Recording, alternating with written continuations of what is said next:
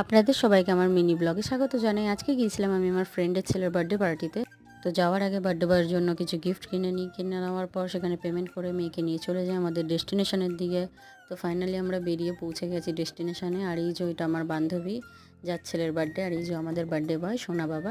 এদিকে chicken pakora serve হচ্ছে, তো আমার মেয়ে লোভ সামলাতে পারছে না, যে করে হোক মেয়েকে নিয়ে এনে তারপর ফটো তোলালাম। আর এদিকে বার্থডে বয়ের হাসি দেখো। তারপর বার্থডে বয়ের কেক টেক কাটিং হলো। কাটিং কাটার পর তারপর আমার এই আরও 3 বান্ধবী, মিম আর স্মৃতি, আমরা 3জনে একটু ঢং করলাম। ঢং করার পর এদিকে আমার মেয়ে ঘেমে গিয়ে হুড়াহুড়ি করে পুরো চুলমুল খাড়া করে বসে আছে।